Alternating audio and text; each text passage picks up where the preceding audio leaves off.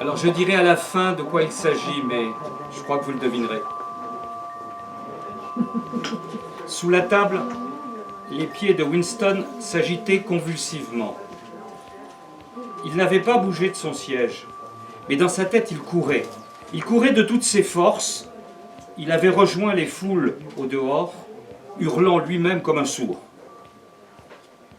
Il leva encore les yeux vers le portrait de Big Brother, le colosse qui chevauchait le monde, le roc contre lequel les hordes d'Asie se fracassaient en vain. Il pensa que 10 minutes auparavant, oui, 10 minutes seulement, il y avait encore de l'équivoque dans son cœur, alors qu'il se demandait si les nouvelles du front annonceraient la victoire ou la défaite. Ah, c'était plus qu'une armée eurasienne qui avait péri. Bien des choses avaient changé en lui depuis sa première journée au ministère de l'Amour. Mais le changement final, indispensable, qui le guérirait, ne s'était jamais produit jusqu'à cet instant. La voix du télécran continuait à déverser ses récits de prisonniers, de butins et de massacres, mais le vacarme extérieur avait un peu faibli.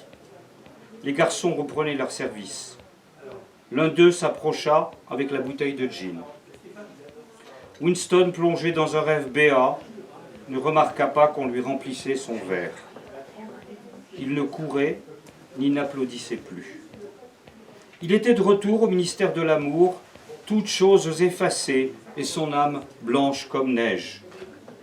Il était sur le banc des accusés, confessant tout, dénonçant tout le monde.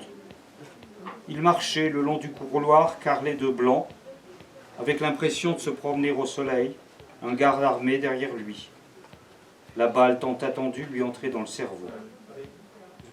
Il regarda l'énorme face.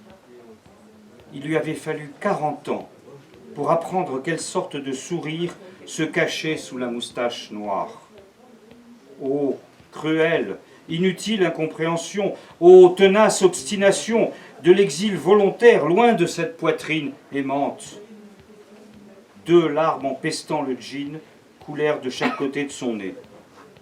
Mais il allait bien, tout allait bien. La lutte était terminée, il avait remporté la victoire sur lui-même, il aimait Big Brother. Alors c'est la fin de 1984, j'ai combiné 2 traductions et des retours sur le texte anglais pour essayer de rendre la puissance du texte original, que je ne trouve pas rendu dans toutes les traductions successives que nous avons maintenant.